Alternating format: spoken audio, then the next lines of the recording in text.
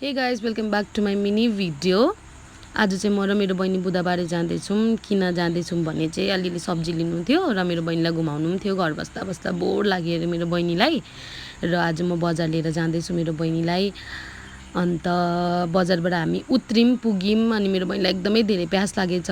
प्यास लागेपछि दिदी मलाई पानी चाहियो भन्न थाली एकदमै धेरै। अनि दोकानमा गएर पानी लियो, चिसो पानी। अन्त हामी रिटर्न फेरि फर्क्यौँ बजारबाट। यो चाहिँ माथिल्लो साइडको बाटो गएको। म चाहिँ खास गरी दुईवटा बाटो छ बुधबारेको। यो चाहिँ म माथिल्लो साइडको बाटो गएको। यहाँबाट चाहिँ डाइरेक्ट सब्जी मन्डी पुग्छ। यहाँ चाहिँ आलुहरू, प्याज, टमाटर, खोर्सानीहरू पाउँछ। यहाँबाट चाहिँ सजिलो सर्टकट हुन्छ। र मैले चाहिँ आलु लिएँ।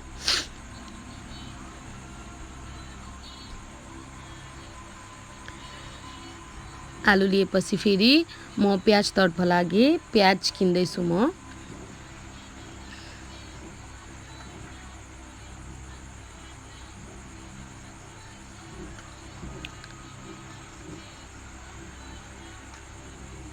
त्यहाँदेखि चाहिँ म च्याउ किन्नु गएँ। च्याउ देखेर चाहिँ मेरो मन नै थामेन।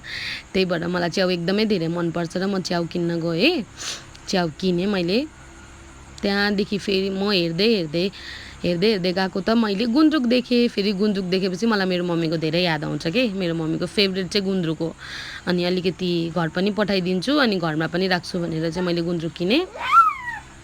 त्यहाँदेखि चाहिँ मेरो मम्मीलाई मिक्स दाल मनपर्छ, त्यो पनि मैले लिएँ किनभने बहिनी जाँदैछ र बहिनीको हातमा पठाइदिन्छु भनेर। अन्त सिद्रा सोध्नु गएको त सिद्रा त एकदमै एक्सपेन्सिभ भनेर मैले सिद्रा किनिनँ। त्यहाँदेखि म फर्केर यो आन्टीको आलु चप खानुको लागि आएँ। आन्टीले एकदमै धेरै मिठो बनाउनुहुन्छ। आलु चप चाहिँ एकदमै धेरै ताजा ताजा हुन्छ, फ्रेस हुन्छ। अनि त्यहाँबाट सागसब्जी हेर्दै जाँदाखेरि त मेरो बहिनीलाई पानीपुरीको क्रेभिङ्स भयो अरे।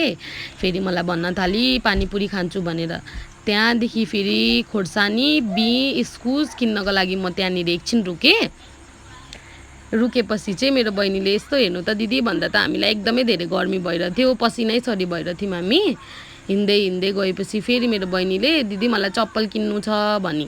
त्यहाँदेखि फेरि चप्पल किन्यौँ। अनि फेरि चाहिँ भोक लागेर हामी एउटा रेस्टुरेन्टमा बस्यौँ। यो चाहिँ दादाको चिनाजाना दादाको रेस्टुरेन्ट हो। यहाँ बसेपछि चाहिँ हामीले खाजासाजा के खायौँ, गफहरू गऱ्यौँ। गफ गरेपछि त्यहाँदेखि हामी दुईजना दिदीबहिनी भेटेपछि त शिवलिङ गोल्स भइहाल्छ। त्यहाँदेखि फेरि हामी घर रिटर्न गयौँ। घर रिटर्न जाँदा मैले ठिक्क फिङ्गर चिप्स देखेँ। फिङ्गर चिप्स देखेपछि मलाई मेरो छोराको याद आइहाल्छ कि।